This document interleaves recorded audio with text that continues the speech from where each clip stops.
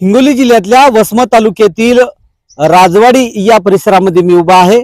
आता काही दिवसातच आता रंगपंचमी आलेली आहे आणि या रंगपंचमी आल्यावर आपल्याला आठवण येते वेगवेगळ्या रंगाची। आणि याच ठिकाणी आपण पाहू शकता की राजवाडी जे आहे ते आदिवासी भागामध्ये या जंगलामध्ये मी उभा आहे आणि या परिसरामध्ये आदिवासी बांधव आहेत।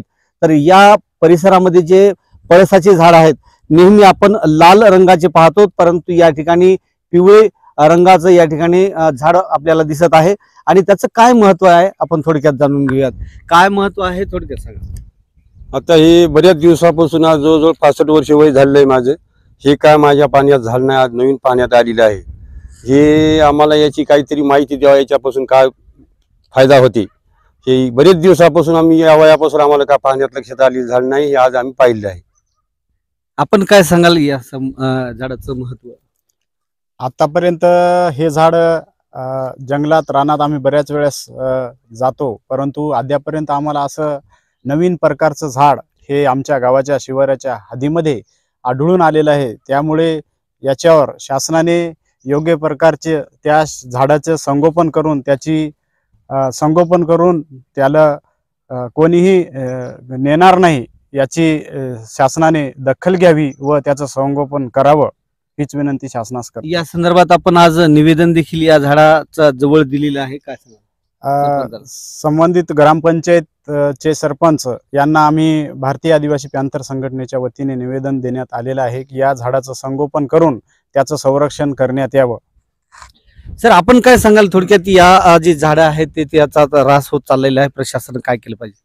खऱ्या अर्थानं आपण राजवाडी तालुका वसमत जिल्हा हिंगोली या ठिकाणी जे पिवळ्या फुलाच्या पळसाचं झाड आपण बघितलेलं आहे की एकीकडे आदिवासी जल जंगल आणि जमिनीचं संवर्धन करतात आणि शासन आदिवासींना जंगलातून हुसकवण्याचं काम करते, परंतु या आदिवासी बहुल असलेल्या गावामध्ये आजही पिवळ्या फुलाची जी नामशेष झालेली वनस्पती याचं संवर्धन या भागातील गावकऱ्यांनी, या भागातल्या आदिवासी बांधवांनी केलेलं आपल्याला दिसून येते।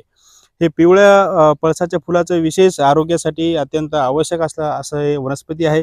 महिलांच्या दुर्धर आजारासाठी, पुरुषांच्या विविध कमजोरीसाठी, तसेच शुगर आणि बीपी या विविध आजारामध्ये या पिवळ्या फुलाच्या झाडाचा औषधी म्हणून उपयोग केला जातो असं आयुर्वेदामध्ये सांगितलं जाते।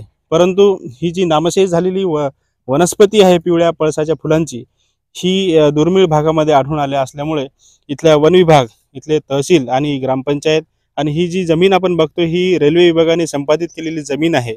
या तिन्ही विभागांनी या वनस्पतीचं संवर्धन केलं पाहिजे। अंधश्रद्धा पसरून या झाडाचे पान, मुळी, खोड, झाड तोडून लोक नेण्याची शक्यता आहे, म्हणून पोलीस विभाग, महसूल विभाग, रेल्वे विभाग आणि वन विभाग या सगळ्या विभागांना आमची विनंती आहे की आपण सदर झाडाचं हे संवर्धन करावं आणि ही नामशेष होणारी वनस्पती वाचवावी। आपण पाहिलं की आयुर्वेदिक असलेली ही जी वनस्पती आहे तर ही नामशेष होत असताना या ठिकाणी प्रशासनानं कुठेतरी याची दखल घ्यावी, याला संगोपन करावं असं देखील या ग्रामस्थांनी सांगितलेलं आहे। श्रीधर वाळवंटे, जय महाराष्ट्र न्यूज, राजवाडी, हिंगोली।